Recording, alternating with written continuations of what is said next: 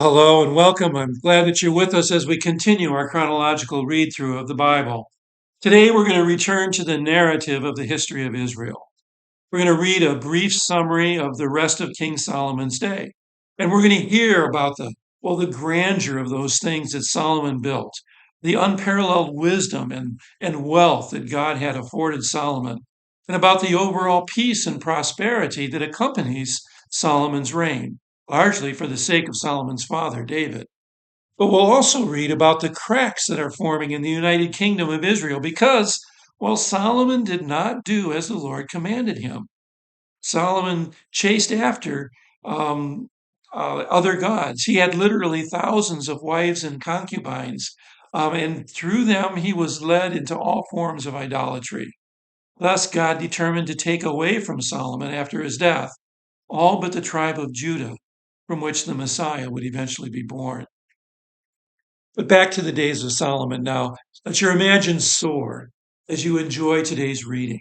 Watch in your mind the parade that must certainly have accompanied the arrival of the Queen of Sheba to Jerusalem, the copious gifts that she brought, and imagine how she then left in a parade, in a parade as well, with even more than what she came with. Imagine the grandeur of the temple, the palace, of the offerings and the gardens, as King Solomon and the Queen of Sheba walked and talked for days, weeks, or likely even months.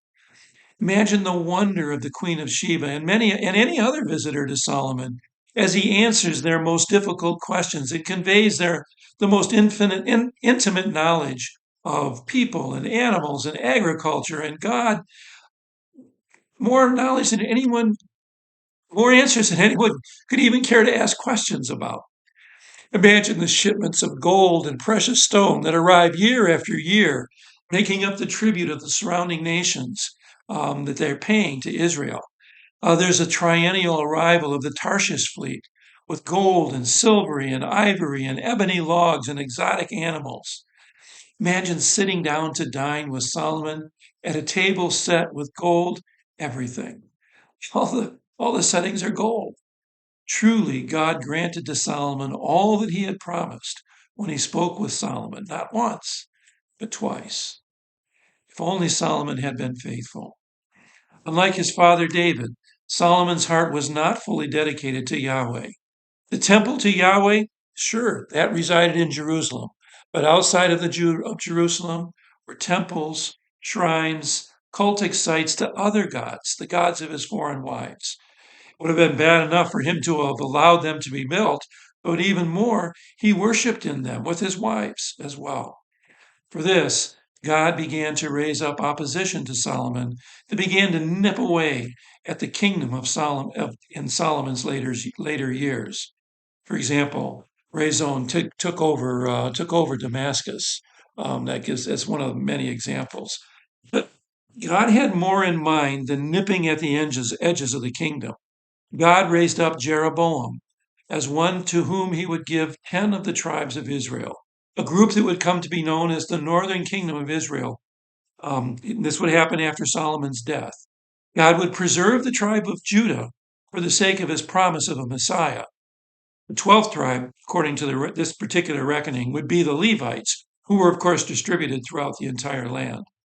Now, this plan of God was told to Jeroboam by the prophet Ahijah, the Shilonite.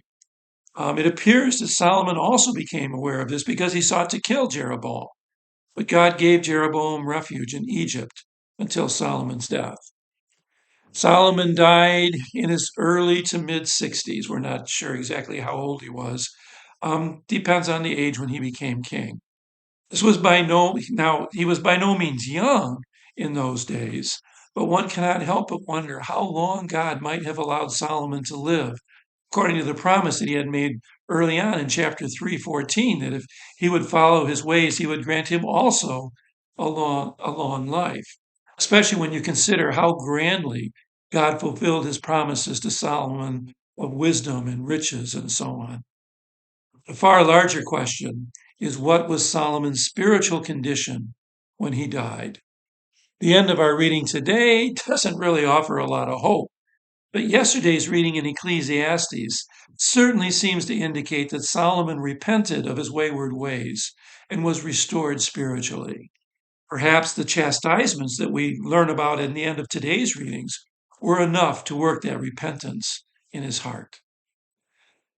Once again, may God be with you, bless you. As always, I pray that your readings are strengthening your faith, that you're learning, that you're growing.